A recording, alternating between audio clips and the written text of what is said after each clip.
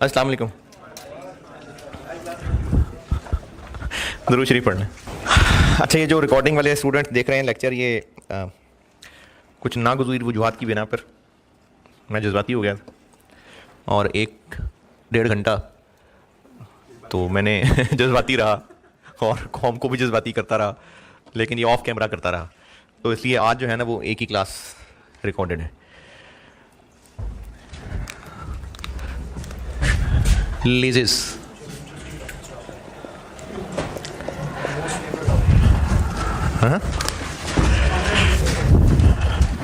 IFRS 16 लीजिस, इसमें major portion तो कैफ वाला ही है, लेकिन एक सेल एंड लीज बैक और रीअसेसमेंट मॉडिफिकेशन ये नई चीज़ है। मॉडिफिकेशन, रीअसेसमेंट और सेल एंड लीज बैक ये नई चीज़ें हैं। तो पहले मैं जल्दी जल्दी कैफ वाला रिवाइज कर दूंगा, क्योंकि कुछ लोगों ने बहुत पहले का भी हो सकता है पढ़ा हो, कुछ ऐसे भी होंगे जिन्होंने IAS 17 के होते हुए पढ़ा था। ये रिकॉर्डिंग वालों में ऐसे लोग भी हो सकते हैं, बल्कि यहाँ बैठे हुए में भी हो सकते हैं जिन्होंने IAS 17 पढ़ा हो। तो ये लीजिस 2016 में आया था, 2015 में, बहरहाल काफ़ी साल पहले आया था।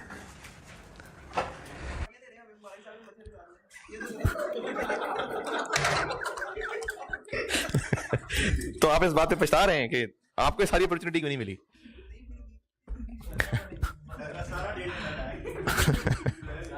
जी, लीजिए सारा भूल गए। देखें, बताऊंगा तो मैं सारा, लेकिन ये नहीं हो सकता कि मैं लेसर के 15-15 सवाल करा रहा हूं, ये नहीं टाइम है। 1-2 सवाल बस। हाँ, बताऊंगा सारा, लेकिन कैफ में जितने ज्यादा सवाल इसके किया करते हैं उतने सवालों का टाइम नहीं है, क्योंकि इसमें जो CFAP में टेस्टिंग है ना ज्यादा, वो sale and lease back, reassessment, इनके ऊपर ज्यादा फोकस है, लेसी पे ज्यादा फोकस है। कैफ में लेसर पे ज्यादा है फोकस, यहाँ लेसी पे ज्यादा फोकस है। तो मुझे लेसर बताना तो है, सारा बताऊंगा, लेकिन सवाल नहीं उतने होंगे। अच्छा, सबसे पहली चीज कि लीज है क्या? लीज एक कॉन्ट्रैक्ट है जिस कॉन्ट्रैक्ट के तहत एक पार्टी का एसेट है और उसको यूज दूसरी पार्टी कर रही है। एक कॉन्ट्रैक्ट है जिसके तहत एक एसेट, जिसको अंडरलाइंग एसेट कहते हैं, ये एक पार्टी का है, उस पार्टी को कहते हैं लेसर। इसने इस एसेट को यूज करने का राइट दिया है एक और पार्टी को, जिसको कहते हैं लेसी, और बदले में ये लेसी उसको कैश पे कर रहा है। तो ये कॉन्ट्रैक्ट है जिसके तहत अंडरलाइंग एसेट को यूज करने का राइट इसको दिया जा रहा है और बदले में ये उसको कैश दे रहा है, और इस सारे के लिए एक टाइम पीरियड तय होना बड़ा जरूरी है। ये होता है लीज। लेकिन क्या हर चीज जो यूज करने के पैसे दिए जा रहे हैं वो लीज होगी? नहीं। इसको थोड़ा टेक्निकली समझते हैं। आप आ जाएं, चैप्टर 9 बनाया हुआ इसके लिए मैंने।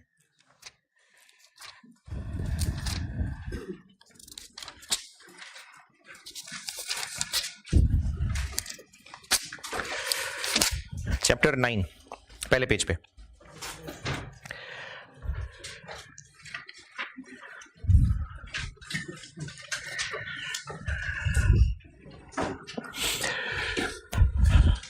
अच्छा, लीज से हटके वैसे ही जिनको लीज बिल्कुल ही भूल गया वो भी, और जिनको लीज आती भी है वो भी, अगर लीज ना होती तब लीज का स्टैंडर्ड ना होता, तो कोई चीज किराए पे दी जा रही है तो जो उसको किराए पे यूज कर रहा है उसको क्या काउंटिंग करनी चाहिए? रेंट जो पे कर रहा है उसको एक्सपेंस बनाना चाहिए, और जो उस रेंट को रिसीव कर रहा है उसको इनकम बनानी चाहिए। और जो एसेट किराए पे दिया जा रहा है वो एसेट किसका है? जिसने किराए पे दिया है। तो बेसिक अकाउंटिंग तो यही है कि जिसका एसेट है वो उसी का एसेट रहेगा, वही डेप्रिशिएट करेगा, और जिसको वो यूज करने के लिए दे रहा है तो ये एक तरह की सर्विस दी जा रही है। देखें, या तो कोई भी चीज बिजनेस में या तो गुड्स होती हैं, सर्विसेज होती हैं। तो जब वो एसेट किराए पे दे रहा है तो एक्चुअली वो सर्विस दे रहा है। तो जो सर्विस दे रहा है उसके पैसे उसके लिए इनकम है, और जो सर्विस ले रहा है उसके लिए वो पैसे एक्सपेंस है। तो ऐसे कई किराए पे दी हुई चीजें हो सकती हैं जो लीजेस के अंदर कवर नहीं होंगी। IFRS 16 की जो अकाउंटिंग है वो सिर्फ उस किराए पे दी हुई चीजों पे लगेगी जो इसकी डेफिनेशन के तहत लीज है, जिसको मैं करने लगा हूं एक्सप्लेन। जो भी चीज किराए पे है, कोई फर्नीचर किराए पे है, कोई बर्तन किराए पे है, कोई जनरेटर गर्मियों में किराए पे है, तो जरूरी नहीं है कि उसके ऊपर IFRS 16 लग रहा होगा, जरूरी नहीं है। अगर तो IFRS 16 के तहत वो लीज की डेफिनेशन में फॉल कर रहा हुआ तो ये वाला IS लगेगा, और अगर फॉल ना कर रहा हुआ, ये तो जबरदस्त है कि नहीं लगेगा, लेकिन फिर क्या होगा, फिर सिंपल कॉन्सेप्चुअल अकाउंटिंग होगी। ये एक सर्विस यूज हो रही होगी और जो सर्विस को यूज करने के पैसे दे रहा होगा वो उसको एक्रूअल कॉन्सेप्ट के ऊपर, मैचिंग कॉन्सेप्ट के ऊपर एक्सपेंस बना रहा होगा, यानी ये फिर IS नहीं लग रहा उसके ऊपर। तो ये IS तब लगेगा अगर वो किराए वाली ट्रांजेक्शन इसके तहत लीज है तो एक तो इन चीजों पे IS नहीं लगता जो इधर टॉप पे लिखी हुई है।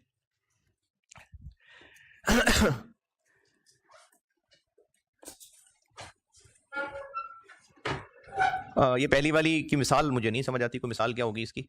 बी बहरहाल ये है कि ये जो गाय भैंसे अगर किराए पे दे रहे हैं, ठेके पे दे रहे हैं, हो सकता है गाय भैंसे हों लेकिन उनको मेंटेन करने के लिए टाइम ना हो, तो हो सकता है वो ठेके पे दे दी जाए किसी को, तो वो भैंसें किराए पे दी हुई हैं। भैंसें किराए पे दी हुई वो लीजेस में नहीं आएंगी। भैंसें, गाय और मवेशी ये सब IS 41 में फॉल करते हैं। IS 41 नहीं है CFAB में, वो कैफ में होता है। तो ये जो जानवर होते हैं ये सब IS 41 के अंदर कवर होते हैं। तो अगर जानवर किराए पे ठेके पे दिए हुए तो उस पर IFRS 16 वाली काउंटिंग नहीं होगी। फिर क्या काउंटिंग होगी?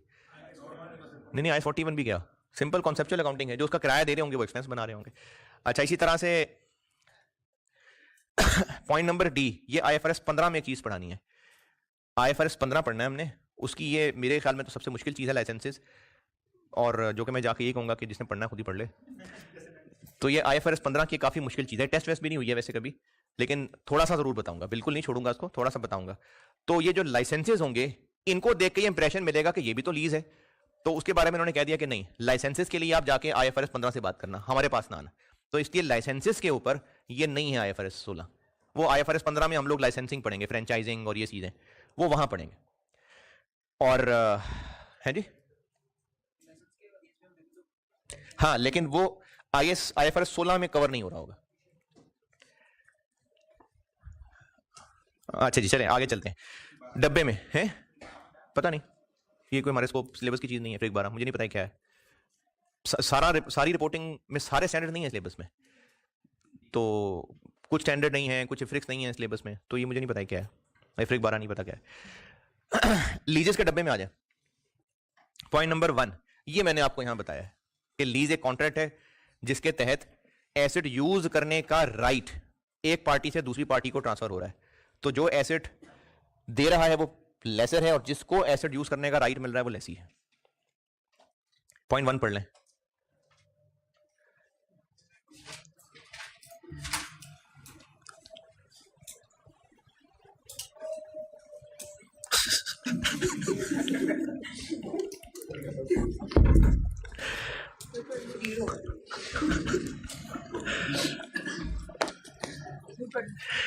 हाँ जी, ये आखिर में जो ब्रैकेट है ये भी,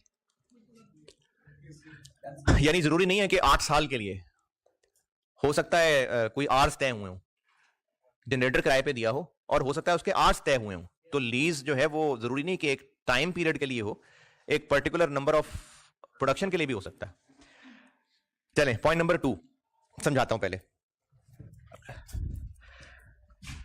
कॉन्ट्रैक्ट, एक एसेट यूज करने का राइट, लीज तब होगा अगर ये फॉलोइंग बातें पूरी हो रही हो। ये फॉलोइंग बातें क्या हैं, मिसाल से बताता हूं। वैसे तो ये बिल्डिंग पैक की ओन्ड है लेकिन अगर ये बिल्डिंग होती किराए पे, तो अब मालिक मकान को इससे कोई फर्क पड़ रहा है कि यहां पर CA की क्लासें हो रही हैं या BCom की हों, या उसको किराया चाहिए ना। तो इस बिल्डिंग को कैसे यूज करना है इसका फैसला किराएदार ने करना है। हां, वो यहां पर कोई चर्स बेचने वाली फैक्ट्री लगा ले, कोई और बच्चे गवा करके यहां स्टोर करना शुरू कर दें, ये नहीं अलाउ होगा। यानी कुछ ना कुछ बाउंड्री जरूर तय करनी पड़ेंगी, कुछ ना कुछ स्कोप डिफाइन करना पड़ेगा। वो होंगी मोटी मोटी बातें, यानी उन्होंने शायद ये एग्री किया होगा कि देख लेना यहां पर इलीगल काम कोई ना हो सकता है कहा हो कि आपने ना यहां पर हॉस्टल नहीं बनाना, इस तरह की शर्तें तय हो सकती हैं। कोई ना कोई स्कोप डिफाइन हो गया, विद इन डिफाइंड स्कोप। अब इन किराएदार की मर्जी है वो क्या करें, और मालिक मकान आके ये नहीं कह सकता कि नहीं आप रात में क्लासेस नहीं कर सकते, या आप ये वाला कमरा लाइब्रेरी नहीं बना सकते। तो इसको कहेंगे कि लेसी के पास राइट है टू डायरेक्ट, यानी वो डायरेक्ट कर सकता है कि एसेट कब यूज होना है, कैसे यूज होना है। अगर ये राइट है तो फिर ये लीज है, अगर लेसी के पास ये राइट नहीं है तो फिर ये लीज नहीं है। और मिसाल बताता हूं, एक कोस्टर ली किराए पे, और तय ये किया कि 4 दिन के लिए कोस्टर किराए पे चाहिए। मोटी मोटी बात तय हो गई कि जाना जो है ना वो मरी जाना है और फिर वापस आना है, मोटी मोटी बात तय हो गई। यानी ये नहीं तय हुआ कि इसको जाके हम रेसें लगाएंगे, मतलब ये मना कर दिया कि रेसें नहीं लगानी, जाके जाना है पहाड़ी इलाके में, वापस आ जाना है। ये बात तय होगी, 4 दिन का किराया तय हो गया। अब अगर तो हम उस कोस्टर वाले को कह सकते हैं रास्ते में ना जरा गुजरात रुकना, वो मेरी खाला का घर है, मैंने उनसे मिलना है, तो वो है तो अब वो ड्राइवर 4 दिन के लिए गाड़ी हमारे साथ ला चुका और वो हमारे अब कंट्रोल के अंदर है। हम अगर रास्ते में गुजरात चले जाएं या पिंडी रुक जाएं, मरी जाएं ही ना, इस्लामाबाद से घूम के वापस आ जाएं, गाड़ी वाले को 4 दिन का किराया चाहिए। तो अब हमारे पास राइट है टू डायरेक्ट। लेकिन अगर ऐसा होता कि आपको 4 दिन का ट्रिप चाहिए, हमसे रूट तय करें, उस रूट से इधर उधर नहीं हो सकते, आप ड्राइवर को रुकने का नहीं कह सकते। ये अच्छा, ये मैं कह रहा हूं, गाड़ी वाला कह रहा है, ये ठीक है, गाड़ी वाला कह रहा है कि आपने ड्राइवर को रुकने का नहीं कहना। मैं ड्राइवर को जो रूट बताऊंगा, जो टाइम बताऊंगा, गाड़ी वाला कह रहा है, उसी के मुताबिक गाड़ी वाला चलेगा। आपको जाना है ना, गाड़ी मिल जाएगी आपको, गाड़ी आपके साथ ही रहेगी। जब आप 4 दिन बाद वापस आएंगे, गाड़ी आपके साथ ही है। लेकिन आप उसको, ड्राइवर को, ये नहीं कह सकते कि गाड़ी इस टाइम पे फलानी जगह रोक लो, फलाने होटल में चलते हैं, फलाना खाना बड़ा अच्छा है, रूट चेंज कर लो। ये नहीं हो सकता। रास्ते से फलानी सवारी बिठा दो, नहीं, ये नहीं हो सकता। अब इस सूरत में लेसी के पास राइट टू डायरेक्ट नहीं है, तो फिर ये लीज नहीं है। बस ये ऐसे ही है कि हमने पिक एंड ड्रॉप सर्विस ली हुई है। तो राइट टू डायरेक्ट होना जरूरी है। ये पॉइंट नंबर 2 में लिखा हुआ। अच्छा, एक बात और, हो सकता है कि वो लेसी 4 दिन में से ये तय हो जाए कि जब भेरा पे रुकेंगे ना, तो फिर आपकी मर्जी है कि आप फलाने रेस्टोरेंट पे रोक दें, फलाने रेस्टोरेंट पे रोक दें, चलो ये मर्जी है आपकी। बस उस 15 मिनट के स्टे के अंदर आपकी मर्जी, आप जिस मर्जी होटल पे ले आए, फिर भी नहीं, क्योंकि लेसी की मर्जी थ्रू आउट द पीरियड होनी चाहिए, तो फिर लीज है। पॉइंट 2 पढ़ लें सारा।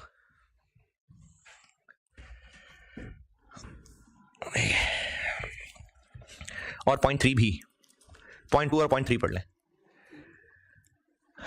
ये मैंने पॉइंट 2 और 3 दोनों मिला के एक्सप्लेन किए हैं।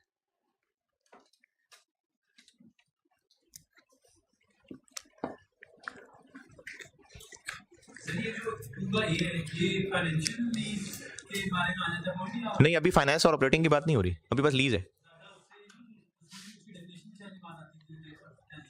नहीं नहीं नहीं नहीं, अच्छा, ये जो 2 के ए में लिखा हुआ है ना, the right to obtain substantially all of the economic benefits from use of the identified asset within the defined scope. यानी अगर एक बिल्डिंग 3 साल के लिए किराए पे ली है, अब उस 3 साल के लिए इस बिल्डिंग को कैसे यूज करना है, ये हमारा राइट है। उस बिल्डिंग से हम सारे इकोनॉमिक बेनिफिट्स ले लेंगे। मालिक मकान बार बार नहीं कहेगा कि जरा बिल्डिंग खाली कर दें, मैंने सेमिनार करवाना है, मैंने अपने मेहमान रोकने, वो बार बार हमें नहीं कह सकता। उस 3 साल के डिफाइंड स्कोप के अंदर हमारे ही होंगे सारे बेनिफिट्स। वो जो आप फाइनेंस लीज वाली बात कर रहे हैं ना, उसमें एसेट की पूरी जिंदगी के रिस्क एंड रिवॉर्ड्स हमारे हो जाते हैं। जी, पॉइंट नंबर 2 और 3, ये जो आइडेंटिफाइड एसेट का वर्ड यूज हुआ है, ये मैं आपको 4 में समझाता हूं। Point 1 2 3 done.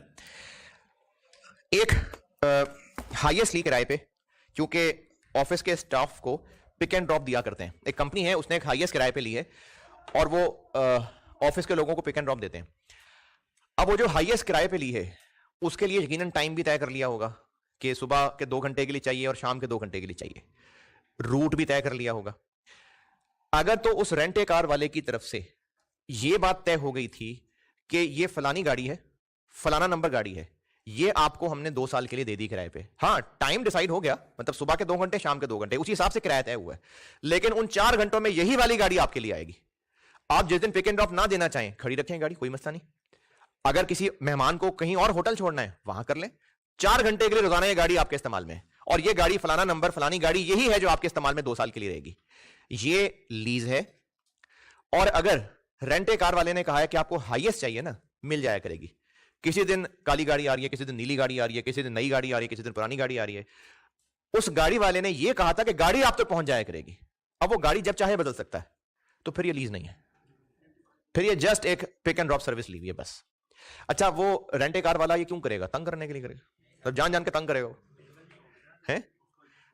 क्यों अवेलेबल नहीं होगी? होनी चाहिए ना अवेलेबल। क्यों गाड़ी बदल रहा है? नहीं नहीं नहीं नहीं नहीं, अगर गाड़ी खराब हो गई फिर वो अल्टरनेटिव भेज रहा है, ये और बात है, ये लीज है। लेकिन उस रेंट कार वाले की मर्जी है, वो जब चाहे बदल सकता है। कभी खराब होकर चेंज होगी वो और बात है। हाँ, तो इसको यहीं क्यों नहीं यूज कर लेता, वो क्यों चेंज कर रहा होगा? हाँ, ये चीज कि अगर कहीं और इस गाड़ी को बदल के लाएगा तो यकीनन उसको वहां फायदा हो रहा होगा, तो वो अपने फायदे के लिए गाड़ियां बदल सकता होगा। तो फिर ये लीज नहीं है। इसको कहते हैं lessor has substantive right to substitute. अगर लेसर के पास substantive right to substitute the asset है तो फिर ये लीज नहीं है। ये पॉइंट 4 पढ़ लें सारा। स्कोप डिफाइन हो गया, स्कोप डिफाइन हो गया, लेकिन ये थोड़ी थोड़ी बातें तय हुई हैं। यानी वो इतनी डेविएशन कर सकते होंगे कि एक मेहमान को पीसी छोड़ना है, कोई बात नहीं, खैर है। लेकिन ये नहीं कि कभी वो गाड़ी सियालकोट जा रही है, कभी कराची जा रही है, ये नहीं। लाहौर के एक रूट्स डिसाइड हो गए होंगे, लेकिन इतनी लिबर्टी होगी कि 2-4 दिन की खैर है, मेहमान छोड़े हैं, आपको किराया बिल मिल रहा है, बस मिल रहा है।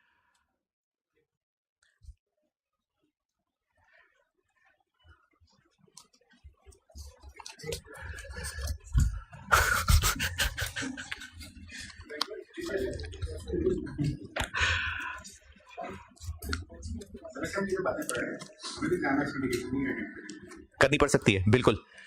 ये जो सवाल आते हैं ना मल्टीपल स्टैंडर्ड वाले, उनमें एक सवाल में हो सकता है आपको 4 पॉइंट्स दिए हों, जिनमें से 3 लीज हों और चौथा लीज ना हो सकता है एक ट्रक वाले से अपनी गुड्स ट्रांसपोर्ट करना तय किया हो, और उस सवाल उस पार्ट में लिखा हो कि जो ट्रक वाला है उसके साथ ये तय है कि वो कभी भी ट्रक चेंज कर सकता है। तो वो सवाल में से 4 में से 3 हिस्से लीज के होंगे, ये नहीं होगा लीज का। तो ऐसा हो सकता है, फिर उसकी अकाउंटिंग क्या करेंगे? वही नॉर्मल सर्विस वाली। तो ऐसा बिल्कुल हो सकता है, हुआ भी है पास्ट में।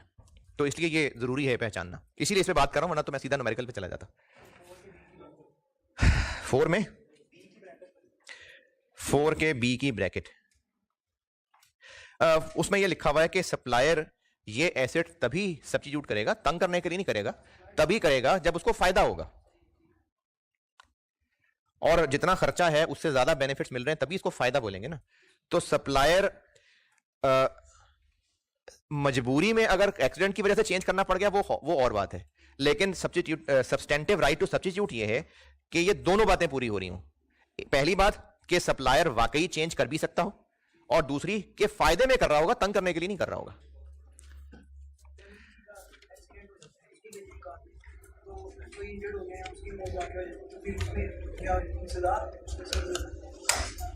ये तो आप लीगल बात पूछ रहे हैं, इसका IFRS 16 से इसका क्या लेंगे? मतलब ये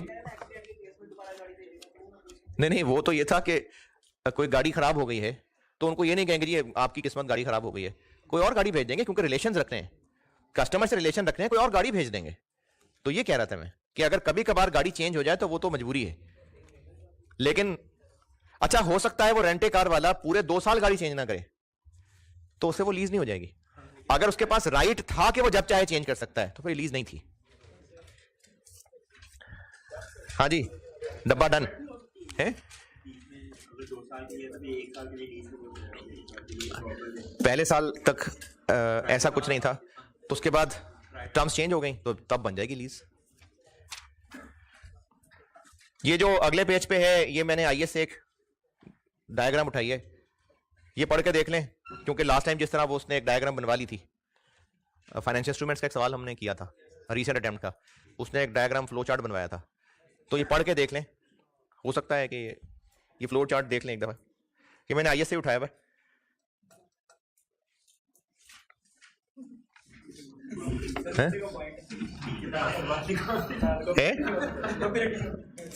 नहीं वो ये तो मैंने सोच रहा है ना कि कौन से IAS में से कहां से चीज, वैसे तो सारा पैराग्राफ भी IAS ही है ना, मैंने कौन सा अपनी तरफ से स्टैंडर्ड लिखे हुए, लेकिन किस चीज को कहां जोड़ना है, कैसे करना है, वो तो मेरे काबिलियत है ना, इसलिए नाम लिखा हुआ है ना सिर्फ बस।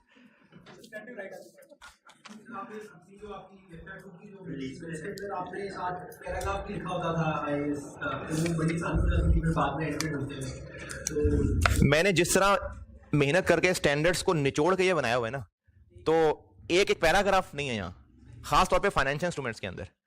फाइनेंशियल इंस्ट्रूमेंट्स में पता नहीं कहां कहां से पैराग्राफ उठा के उनको मैंने टेबल की शक्ल दी हुई है, तो उसमें से मैं कौन कौन से पैराग्राफ को रेफर करूंगा। बाकी आप जब IAS तैयार कर लिया करें, आप ओरिजिनल जरूर पढ़ा करें, सारा पढ़ें, उसमें देखें कहां कहां से उठाई है मैंने चीजें।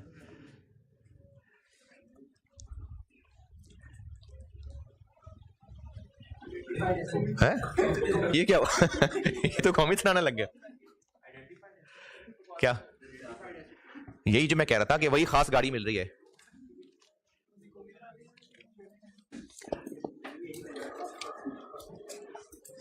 पढ़ लिया फ्लो चार्ट? हाँ, देख लिया आपने। अगर एक सुपर स्टोर है, कोई मॉल है इनफैक्ट, और वहां पर एक कोई कपड़ों का ब्रांड हो, उसको वहां पर एक फ्लोर पे कोई 25 स्क्वायर फीट की जगह मिल जाए कि जहां पर अपना स्टॉल लगाएं, तो उन्होंने वो जगह किराए पे ली उस मॉल से। अगर तो वही वाली जगह, वही सेकंड फ्लोर पे अंदर वाली साइड पे जगह उनको 2 साल के लिए मिली है, तो फिर तो ये लीज है।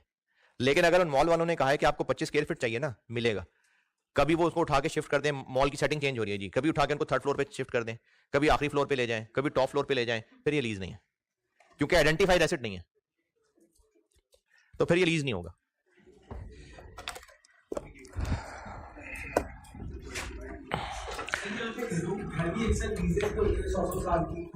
जी जी,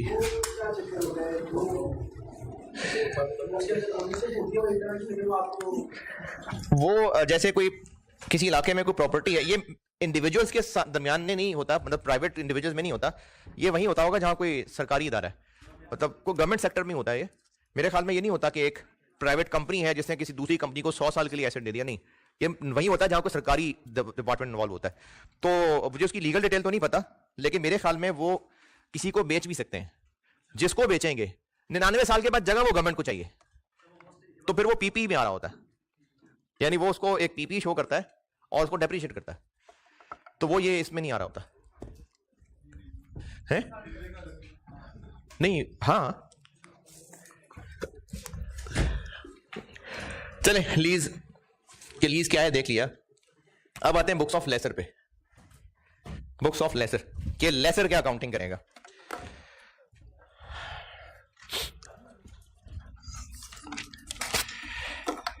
लेसर की अकाउंटिंग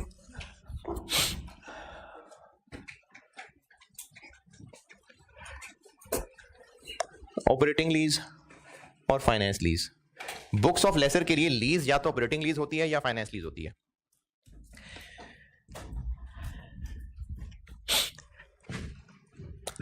एक एसेट के ओनर को क्या क्या रिस्क्स होते हैं ओनर होने की वजह से? नहीं नहीं, लीज नहीं, वैसे पूछ रहा हूं। अगर एसेट खराब हो गया, बिल्कुल बेकार हो गया, तो इसको मजीद कुछ रिकवर नहीं हो सकेगा, इसका नुकसान हो गया, कोई नया एसेट आ सकता है, इससे बेहतर हो, इसकी मार्केट में वैल्यू गिर सकती है, चोरी हो सकता है, तो इसको दुख होगा। और फायदे क्या होंगे? इससे पैसे कमा सकता है, मार्केट वैल्यू बढ़ेगी, सारा फायदा इसी को होगा। तो एक ओनर को जो खुशियां और गम मिलते होते हैं एसेट से रिलेटेड, अगर वो खुशियां और गम लेसी को होने लग जाए तो वो फाइनेंस लीज है।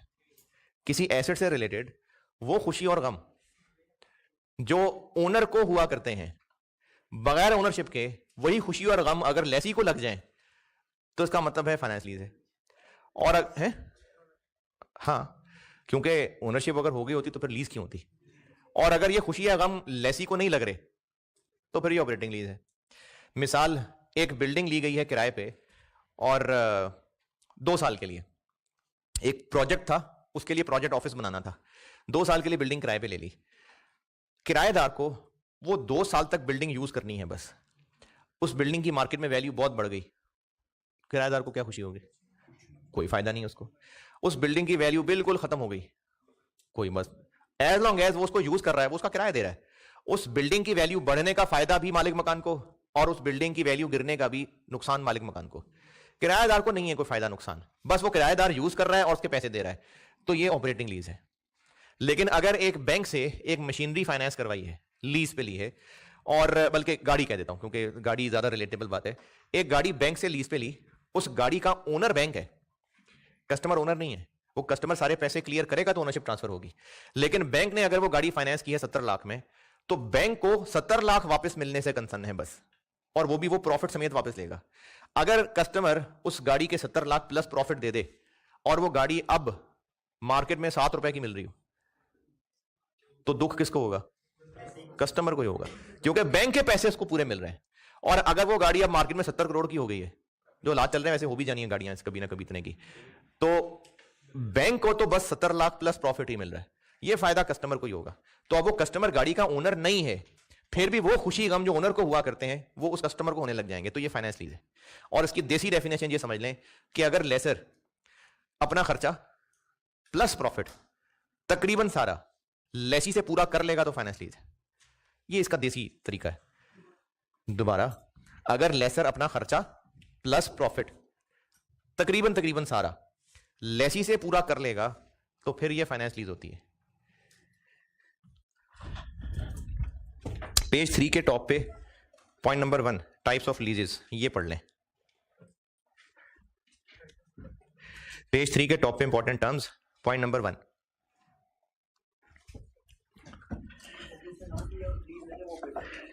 जी, जो फाइनेंस लीज नहीं है वो ऑपरेटिंग लीज है।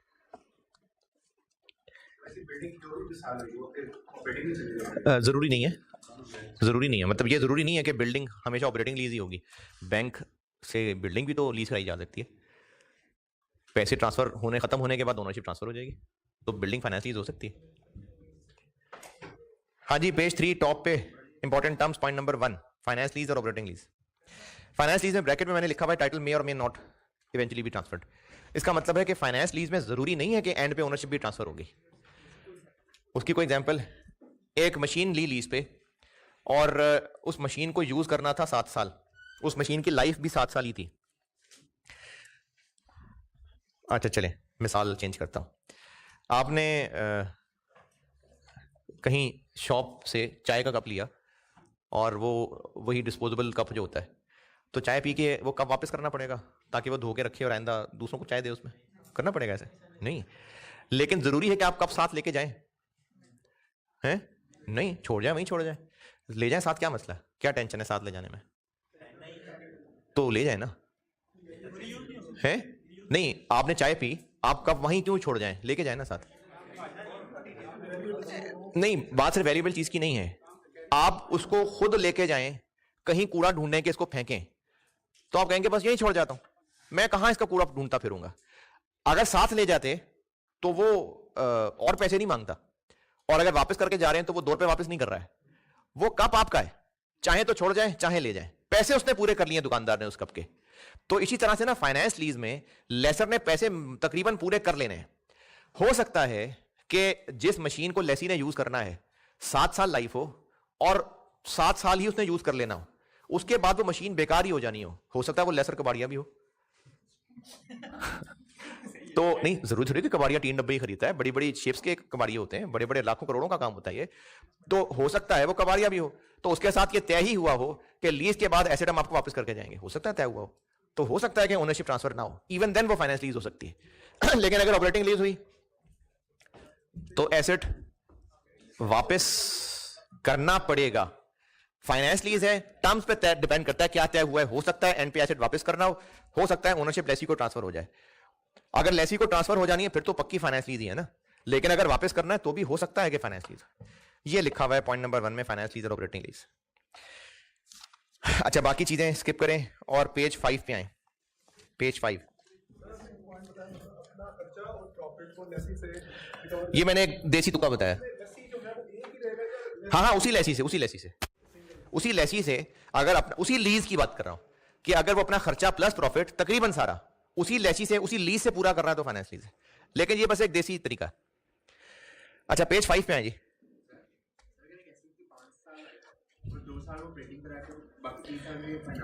बिल्कुल हो सकता है, यूज एसेट भी फाइनेंस लीज पे दिए जा सकते हैं, तो बिल्कुल हो सकता है। पेज 5,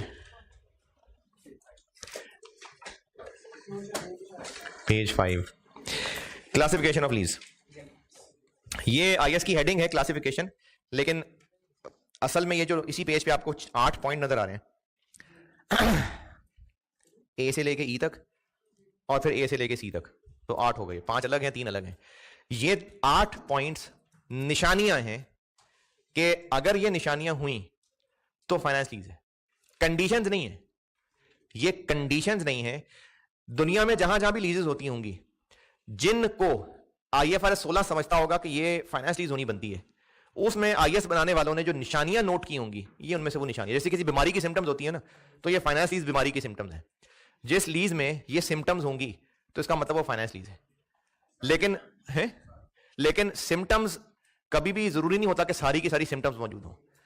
किसी की बीमारी भी जब सिम्टम्स होती हैं तो वो ऑब्जर्व किया होता है, और नॉर्मली ये जो सिम्टम्स हुआ करती हैं उनमें से एक दो भी हो तो वो बीमारी होती है। तो इसलिए फाइनेंस लीज की ये 8 सिम्टम्स हैं। इनमें से 3 मशहूर हैं बहुत ज्यादा, बाकी 5 बस माड़ी सी हैं।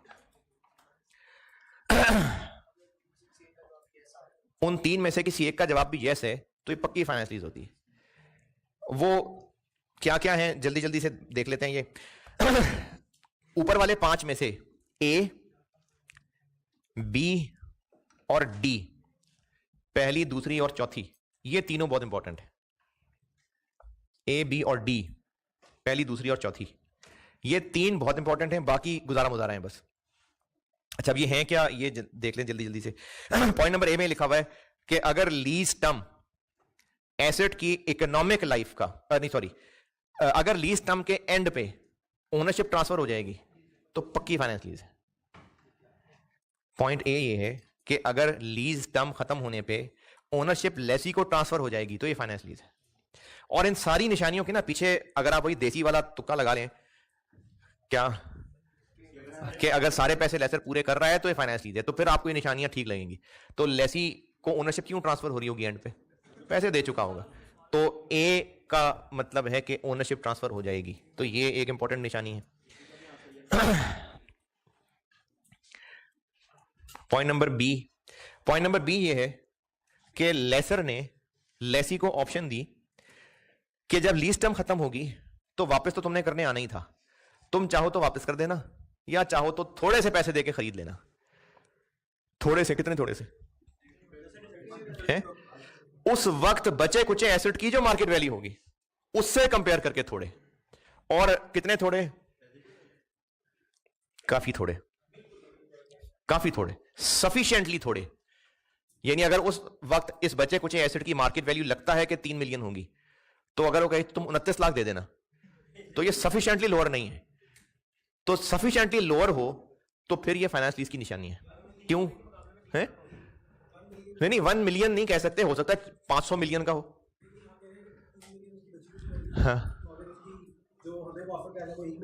हाँ, फिर ये सफिशिएंटली लोअर है। यानी अगर कोई 25-30% कम है तो ये सफिशिएंटली लोअर है जी। नहीं, 1/3 का रूल नहीं है, सफिशिएंटली लोअर होना जरूरी है, मामूली नहीं, सफिशिएंटली लोअर। यानी अगर वो 25-30% कम है तो ये काफी कम है, तो फिर ये फाइनेंस लीज की निशानी है। इसको कहते हैं बार्गेन परचेज ऑप्शन, ये मैंने लिखा भी होगा ब्रैकेट में। पॉइंट नंबर ए और बी पढ़ लें।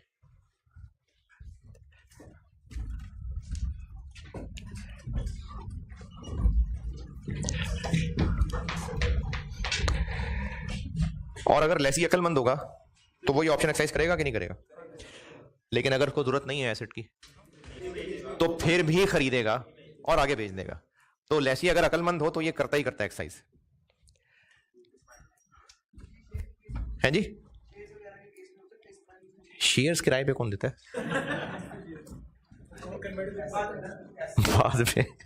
अच्छा चले। पॉइंट नंबर सी ये है। अच्छा, वैसे शेयर्स किराए पे हो सकते हैं, ये मुझे लगता है ये हमने पढ़ा था, IFRS साइन में कहीं पढ़ा था मुझे लग रहा है।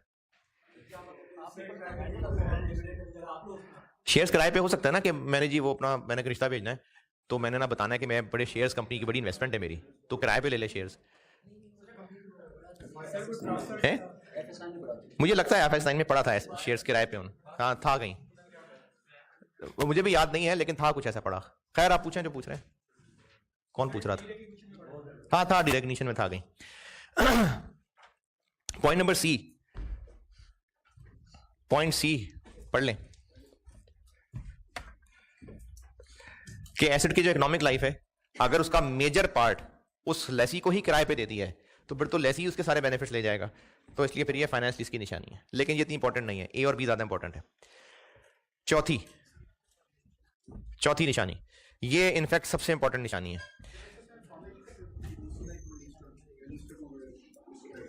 किस लिए? नहीं, क्या करने के लिए? इतना कुछ सेंसिटिव पॉइंट था नहीं है कि इस तरह से, नहीं एफआर 2 में भी इतना सेंसिटिव पार्ट नहीं था ये। चलें ठीक है, किया होगा। चौथा पॉइंट ये है, और ये भी इंपॉर्टेंट है बहुत। चौथा पॉइंट ये है कि लेसर जितने पैसे ले रहा है, अगर उन सारे पैसों की पीवी निकाली जाए और उससे ये नजर आ रहा हो कि ये तो एसेट की सारी कीमत वसूल कर रहा है, यानी जितनी लीज पेमेंट्स हैं उन सब की प्रेजेंट वैल्यू निकालें और वो एसेट मार्केट में आज कितने का है तकरीबन उसके बराबर हो, तो ये तो पैसे पूरे कर रहा है फिर वो। तो ये फाइनेंस लीज है कि जितनी लीज पेमेंट्स हैं उनकी प्रेजेंट वैल्यू निकालें और अगर वो आज की मार्केट वर्थ ऑफ एसेट के बराबर हो तकरीबन, तो इसका मतलब ये फाइनेंस लीज है। तो ए, बी और डी ये तीनों इंपॉर्टेंट पॉइंट हैं, बाकी बस गुजारा ही है। ई में बस ये लिखा हुआ है कि अगर बहुत स्पेशलाइज नेचर का एसेट है तो ये इस तरह का एसेट ऑपरेटिंग लीज पे कम ही दिया जाएगा, फाइनेंस लीज पे ही दिया जाएगा। बहुत स्पेशल किस्म का इसी को लाके दिया है तो फिर इसी के काम का ही है तो उसको फाइनेंस लीज पे ही देगा वो। और अगले तीन जो हैं उनमें एक में ये लिखा हुआ है जो मैंने भी कुछ देर पहले कहा था कि 70 लाख की गाड़ी लीज खत्म होने के बाद मार्केट में 7 रुपए की हो गई है तो नुकसान भी लेसी का, और अगर 7 करोड़ की हो गई है तो फायदा भी लेसी का। ये पॉइंट ए में लिखा हुआ है, पॉइंट बी में लिखा हुआ, नीचे वाले एबीसी में से बी में। अच्छा, ए में ये लिखा हुआ है कि अगर गाड़ी कराई लीज और साल 2 साल गाड़ी यूज करने के बाद लेसी कहता है बैंक को नहीं देने मैंने पैसे, जाओ जो मर्जी कर लो, तो बैंक वाले क्या करेंगे? बैंक वाले उठा के ले जाएंगे, पहले गाड़ी उठाएंगे। अच्छा, जब गाड़ी उठा के ले जाएंगे तो वो बैंक वाले क्या करें? उस गाड़ी का बेच दें और बेच के पैसे रिकवर करें, नहीं हो रहे पैसे रिकवर, अब उसको उठा के लेके जाएंगे, पैसे पूरे करेगा बैंक। तो अगर बैंक अपने पैसे पूरे कर लेता है तो उसका मतलब ये फाइनेंस लीज है। ये ए में लिखा हुआ किसी भी मतलब अगर लेसी ने कैंसिल कर दी लीज और अब लेसर कहता है जी मेरे तो पैसे इतने सारे हैं, मेरे पैसे पूरे करके दो, मुझे नुकसान हो गया है, तो अगर वो अपने सारे पैसे पूरे कर सकता है तो ये फाइनेंस लीज की निशानी है। यानी अगर वो एसेट ले लेता है और मार्केट में बेचता है और पैसे नहीं पूरे होते, तभी कहा है ना कि लॉसेस हैं उसके, तभी तो वो लॉस है, फिर लेसी से वो पैसे पूरे करेगा तो वो लॉस पूरा कर रहा है अपना, तो ये फाइनेंस लीज की निशानी है। और सी में ये लिखा हुआ है कि अगर लेसी एसेट वापस करने के बाद दोबारा लीज पे ले सकता है थोड़े पैसों पे, कितने थोड़े पैसों पे लीज पे दोबारा ले सकता है, मार्केट प्राइस से थोड़े, नहीं उससे पहले नहीं, जितना उस बचे कुचे एसेट को किराए पे लिया जाता तो उस वक्त जो मार्केट में उसका किराया होता उससे कम पे अगर ये दोबारा किराए पे ले लेता है तो ये भी फाइनेंस लीज की निशानी है। ये आखिरी वाले सी में लिखा हुआ है जी। बी वही 7 रुपए और 7 करोड़ के जो बचा कुचा एसेट होगा रेजिडुअल, उसका जो फायदा है नुकसान है वो लेसी का ही है। हाँ, एक तो बैंक ऑपरेटिंग लीज करता नहीं है, अगर कोई बिल्डिंग किराए पे ली है और उस बिल्डिंग को लेसी छोड़ देता है तो नहीं, वो उस लेसी से तो नहीं कहेगा ना कि मैंने तो सोचा था 10 साल तक तुम यहीं रहोगे तो अब तो मेरे पैसे पूरे करके दो, तो वो उसे नहीं रिकवर करेगा जी। हाँ जी,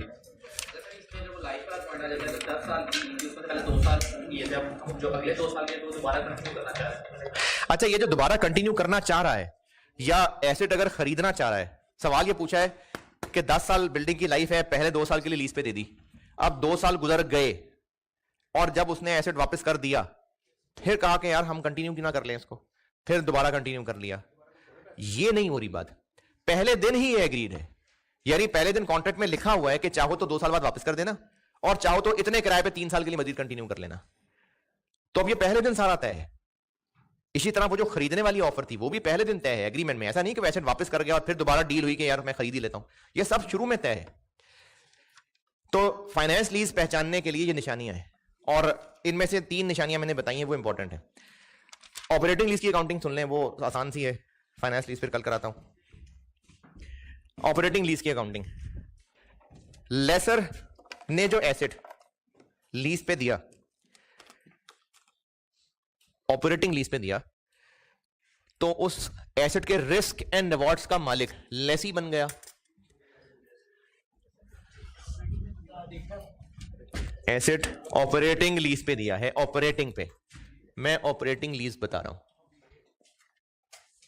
एसेट दिया है ऑपरेटिंग लीज पे। तो वो एसेट जो ऑपरेटिंग लीज पे दिया है, उस एसेट के रिस्क एंड रिवॉर्ड्स का मालिक लेसी बन गया? नहीं, क्योंकि वो तो फाइनेंस लीज में होता है। तो इस एसेट का कंट्रोल लेसर के पास ही है, तो फिर ये एसेट भी लेसर का ही है। अगर ये प्लांट मशीनरी है तो वो इस एसेट को IAS 16 के तहत करता रहेगा कंटिन्यू। अगर बिल्डिंग है तो IAS 40 के तहत अकाउंट फॉर करता रहेगा। अगर कोई इंटेंजिबल एसेट किराए पे दे दिया है तो 38 के मुताबिक अकाउंट फॉर करता रहेगा अकाउंट फॉर। इस एसेट को वो अपनी बुक्स में रखेगा और जो भी उसका रेलेवेंट IAS है वो लगाता रहेगा। लेकिन जो किराया ले रहा है उस किराए को वो अपनी रेंट इनकम बनाएगा। तो ये तो बचपन वाली अकाउंटिंग ही है। टेक्निकल बात इसमें क्या है? टेक्निकल बात यह है कि अगर किराया एग्री किया कुछ इस तरह से कि ईयर 1 का किराया होगा 50,000, ईयर 2 का किराया होगा 20,000 और ईयर 3 का किराया होगा 1,10,000, ये किराया एग्री किया है, तो लेसर इसको पहले साल इनकम बना ले, इसको दूसरे साल, इसको तीसरे साल है, तो ओवर द पीरियड या 3 साल। इसके लिए देखना पड़ेगा कि वो जो एसेट किराए पे दिया है वो डेप्रिशिएट कैसे होता है, यानी उस एसेट के बेनिफिट्स किस तरह लिए जाते हैं।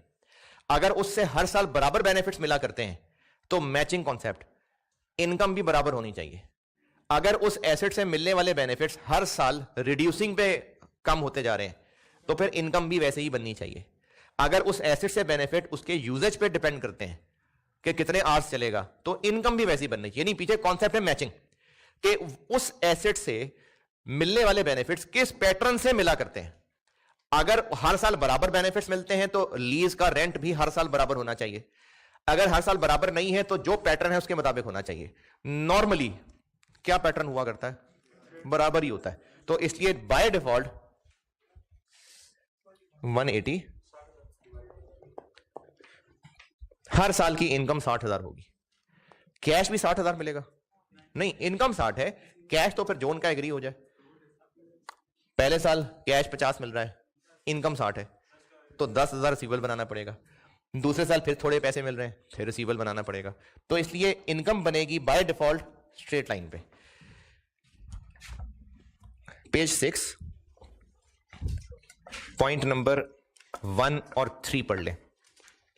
2 और 4 नहीं बताया अभी।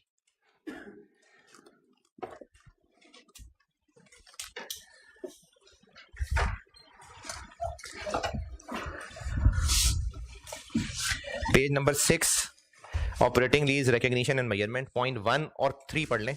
2 और 4 नहीं बताया अभी।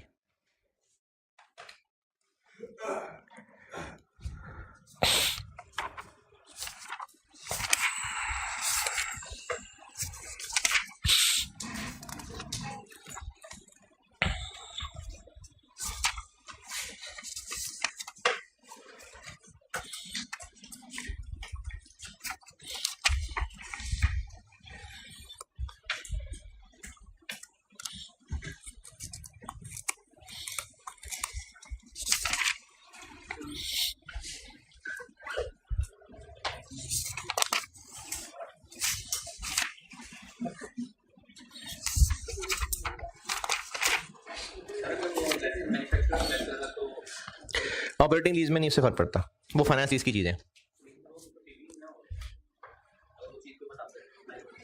तो फिर वो ऑपरेटिंग लीज पे भी नहीं देगा ना, वो फिर ऑपरेटिंग लीज पे भी नहीं देगा, तो फिर उसका वो पीपी होगा, फिर वो उसका पीपी बनता जाएगा।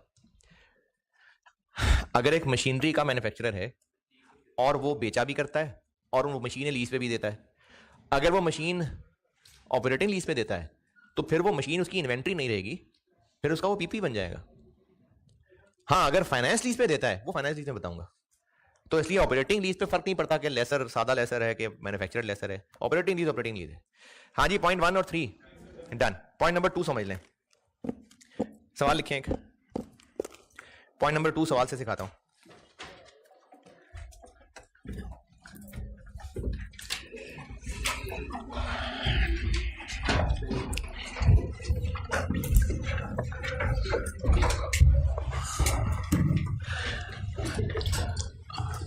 On first,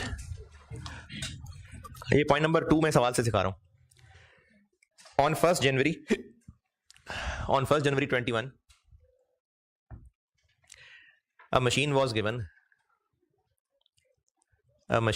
given on an operating lease for 4 साल, 4 years.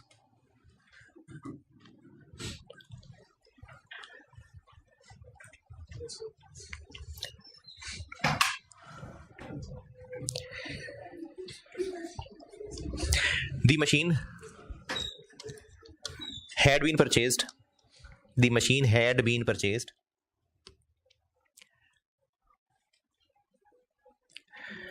On 1st January 17. Calculate. On 1st January 17.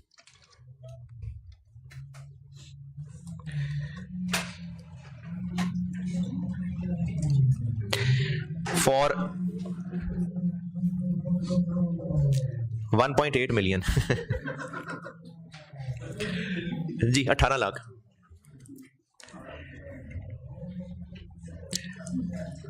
Estimated useful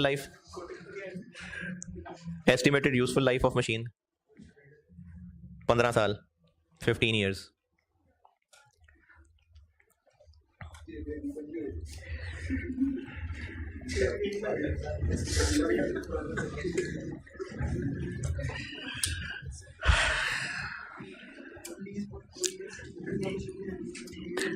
Following lease payments were agreed.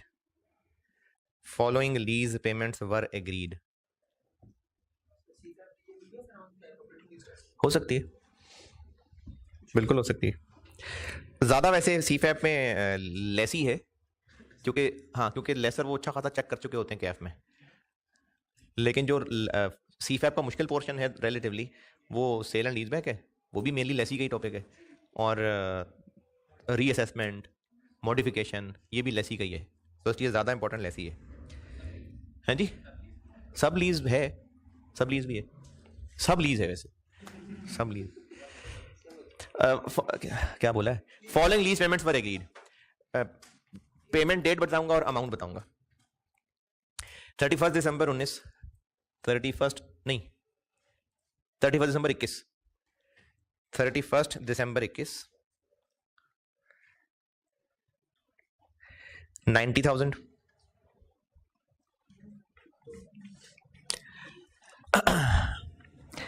31 December 22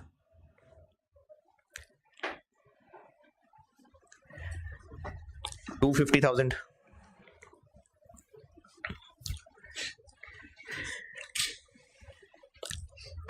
31 December 23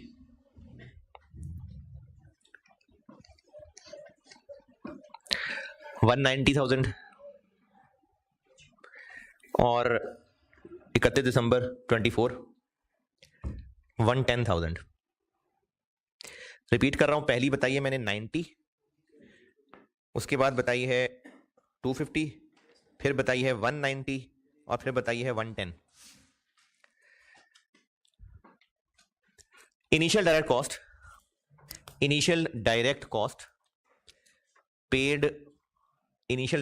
paid by laser.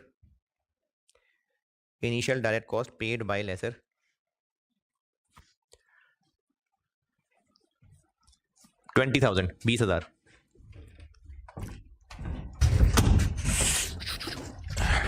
Required है 4 साल की जनरल एंट्रीज भी और income statement और एसओएफपी के extracts भी। कैफ में इसकी ज़्यादा मशहूर टेस्टिंग जो है ना वो डिस्क्लोजर्स है, लेकिन सीफैप में एंट्रीज और ये एसओसीआई और एसओएफपी।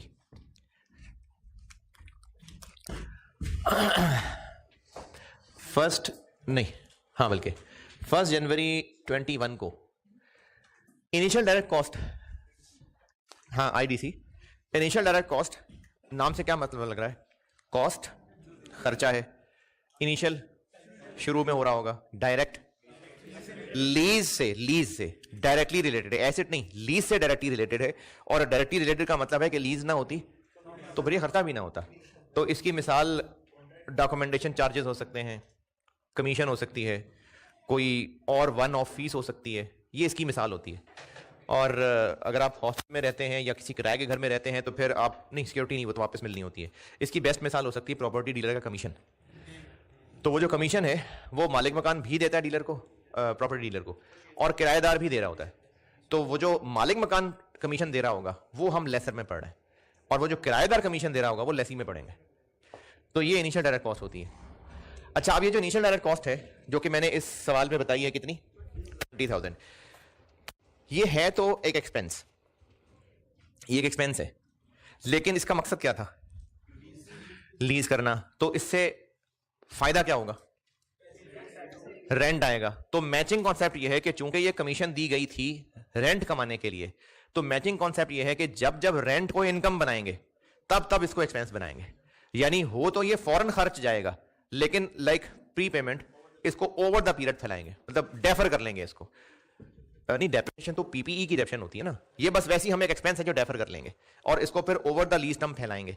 तो जो शुरू में 1 जनवरी को किराया नहीं, जो आईडीसी पे करेगा उसको आईडीसी नाम का हम एक एसेट बना लेंगे और कैश क्रेडिट। बाकी एंट्रीज करता हूं,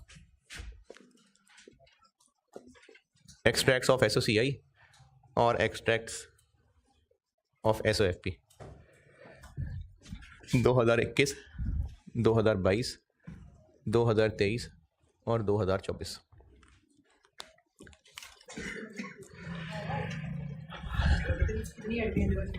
चार साल हैं, 3, 4, 3, 12 एंट्रीज और करनी है मैंने।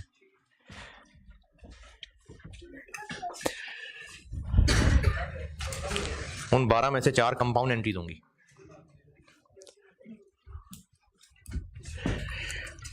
इस लीज की ट्रांजैक्शन में इनकम स्टेटमेंट का क्या क्या होगा? एक तो वो अपनी रेंट इनकम को इनकम स्टेटमेंट में लाएगा, उसको रेंट इनकम कह लें, लीज इनकम कह लें। कितनी?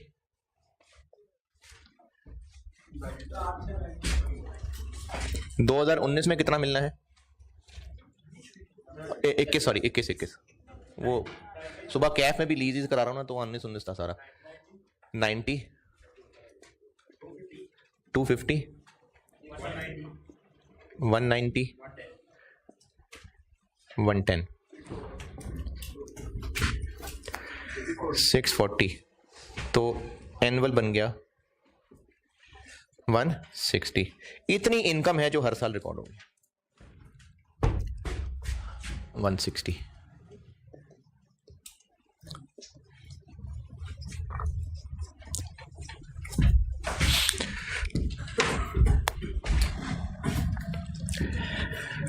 अब चूंकि ये रेंट इनकम 4 साल में फैल के इनकम बन रही है, तो आईडीसी वाला 20,000 ये भी 4 साल में फैला के इनकम एक्सपेंस बनाएंगे। और चूंकि मैचिंग करना मकसद था, तो इनकम जब हर साल बराबर है तो उस आईडीसी को भी हर साल बराबर एक्सपेंस बनाएंगे। यानी इसको हम एक्सपेंस बनाएंगे 5-5 हज़ार करके।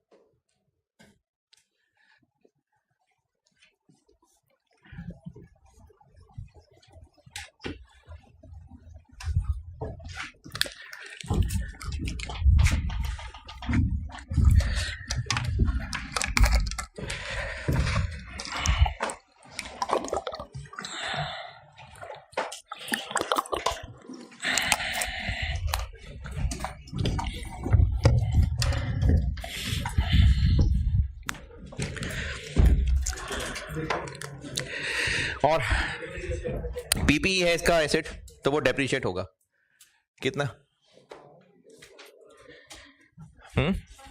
120,000। अच्छा, मैंने इस सवाल में कहीं बताया कि स्ट्रेट लाइन मेथड डिडक्शन का, तो बाय डिफॉल्ट स्ट्रेट लाइन ही होता है, इसलिए इनकम भी स्ट्रेट लाइन है। 18 लाख डिवाइडेड बाय 15।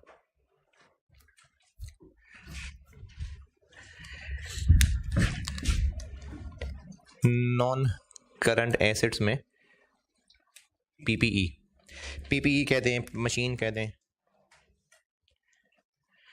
18 लाख 2021 तक कितना डेप्रिशिएट हो गया था? 17, 18, 19, 20, 21।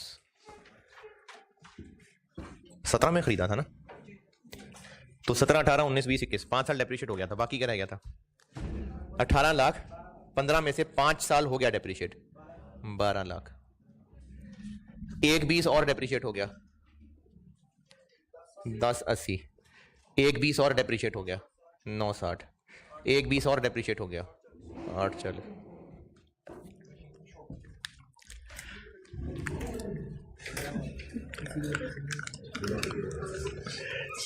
मशीन की बुक वैल्यू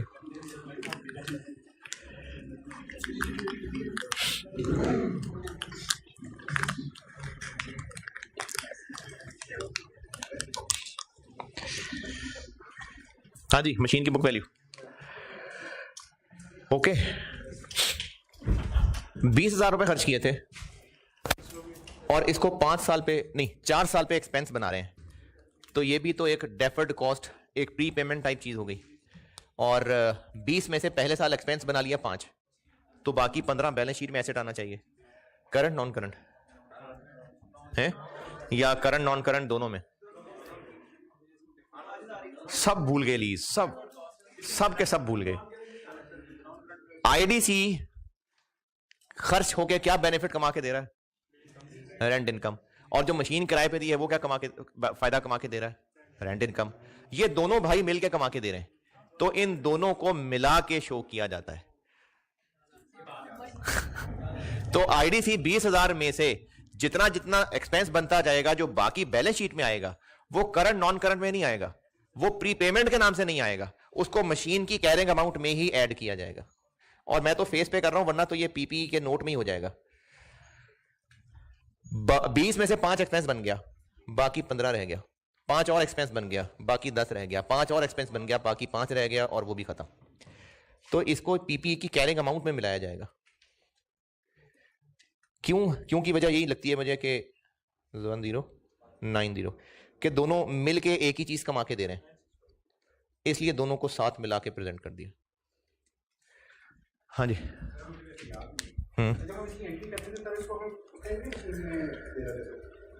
ये असल में ना मशीन की कॉस्ट में नहीं ऐड हो रहा, क्योंकि मशीन की कॉस्ट में ऐड कर देते।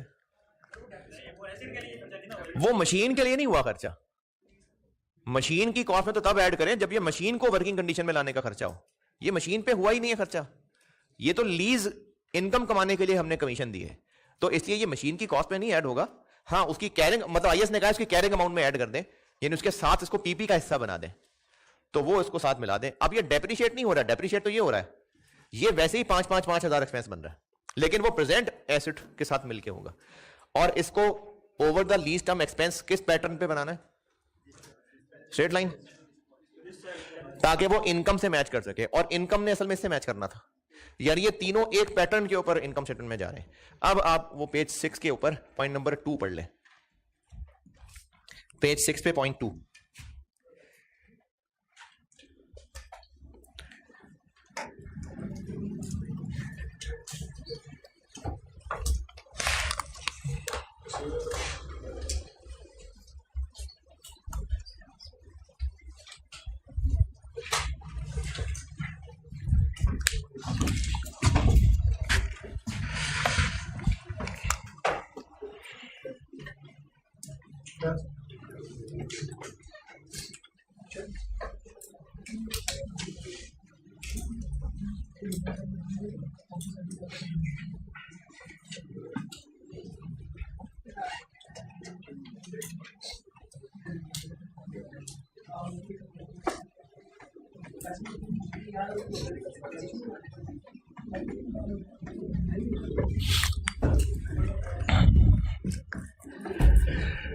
हाँ जी, पॉइंट 2 पेज 6 पे। और ये प्री पेमेंट एक्रूवल वाला कॉन्सेप्ट, ये तो खैर सीफेप के सवालों में भी बिल्कुल हो सकता है। पहले साल में कैश कितना मिल रहा है? 90, लेकिन इनकम 160 है, तो बाकी 70 फिर रिसीवेबल हुआ। अगले साल 250 मिल गया, तो 70 तो हो गया रिकवर। अभी भी 180 है जो मिला हुआ है, जबकि ईयर 2 की इनकम कितनी है, तो फिर 20 ज्यादा मिल गया एडवांस। अगर ऐसे ज़बानी नहीं समझ आ रहा तो कोई बात नहीं, चाहे अकाउंट की शक्ल में बना लें चाहे वैसे देख लें कि 2021 की इनकम बनती थी 160, जबकि कैश मिल रहा है 90, तो फिर 70 रिसीवेबल हुआ ना। लेकिन 2022 में कैश मिल गया 250, जबकि इनकम बनती है 160, तो पिछला 70 तो मिला, इसमें से भी ज़्यादा मिल गया और 20 ज़्यादा मिल गया, तो ये लायबिलिटी एडवांस। 2023 में इनकम बनती थी 160, जबकि कैश मिल गया 190, तो ज़्यादा मिल गया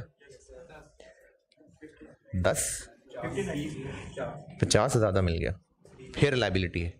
और फिर 2024 में इनकम बनी 160, कैश मिला 110 और बस पूरा हो गया। तो 21 की बैलेंस शीट में रिसीवेबल, 22 में और 23 में एडवांस 50। ये ऑपरेटिंग लीज और डबल एंट्रीज क्या बनेगी ईयर एंड पे, depreciation debit accumulated deduction credit. वो आईडीसी जो एसेट बनाया है उसको पी&एल में ट्रांसफर कर लेंगे, P and L debit IDC credit 5000, depreciation debit accumulated depreciation credit 120।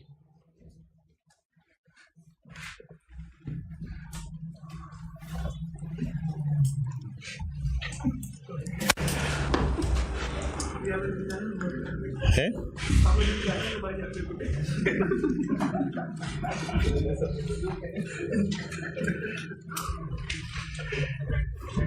दिल कर रहा है इसका ना, वो सिलेंसर से ना मुंह लगा के ना तो रेस।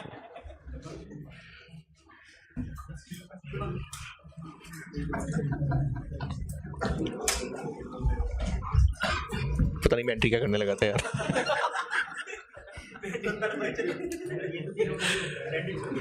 कैश डेबिट 90, जबकि इनकम 160, तो साथ फिर रिसीवेबल आ गया 70। अब यही एंट्रीज अगले 3 साल में भी होंगी, ये तो एज इट इज होंगी, और इसका फिर रिसीवेबल और एडवांस चेंज होता जाएगा।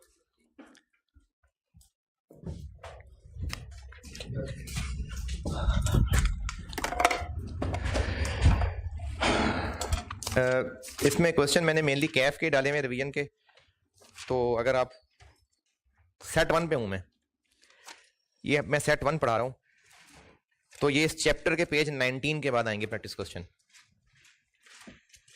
चैप्टर के पेज 19 के बाद प्रैक्टिस क्वेश्चन 1 कर लेंगे तो अच्छी बात है, नहीं तो ज़बानी देख लेना, हस्बे तौफीक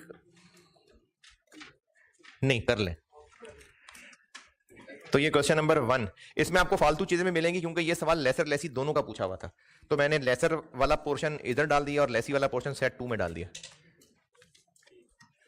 और पॉइंट नंबर 4, ताकि ऑपरेटिंग लीज सारी कर लूं, चैप्टर पेज 6 पे आए, पॉइंट 4 ऑपरेटिंग लीज क्लोज कर लूं। चैप्टर पेज 6 पॉइंट 4 में लिखा हुआ है कि अगर टर्म्स एंड कंडीशंस में मॉडिफिकेशन हो जाए, टर्म्स एंड कंडीशंस चेंज कर लेना, तो इसको ऐसे समझेंगे कि पुरानी लीज गई और अब नई लीज शुरू हो गई। तो ऑपरेटिंग लीज में मॉडिफिकेशन ऐसे कंसिडर होती है कि पुरानी लीज खत्म और नई शुरू। और अगर जैसे ये ईयर 2 एंड हुआ था और उन्होंने टर्म्स एंड कंडीशंस चेंज कर ली, तो फिर जो 20 एडवांस आया हुआ है ये समझेंगे कि अगली लीज का एडवांस आ गया हुआ, इसको फिर अगली लीज में एडजस्ट कर लेंगे। तो जो टर्म्स एंड कंडीशंस चेंज हो गई यानी मॉडिफिकेशन हो गई, तो फिर पुरानी लीज खत्म और नई लीज शुरू है। आईडीसी के बारे में कुछ कहा तो नहीं है, लेकिन वो आईडीसी गया फिर खत्म, बस सारा एक्सपेंस बना देंगे, क्योंकि अब तो लीज ही नई शुरू हो गई ना, पुरानी लीज ही खत्म हो गई, तो उसके आईडीसी को रख के क्या करेंगे, वो भी सारा एक्सपेंस बन जाएगा। नई लीज में फिर नया आईडीसी होगा। तो ये इधर पॉइंट 4 में लिखी हुई मॉडिफिकेशन।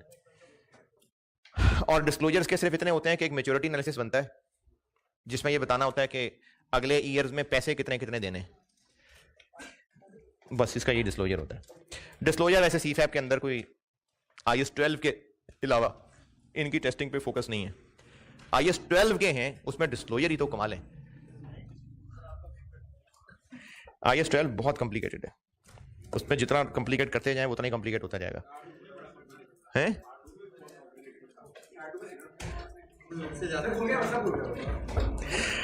चलें ठीक है अभी, अल्लाह हाफिज़। बड़ी नसीहतें हो गई आज। ठीक है, अल्लाह हाफिज़।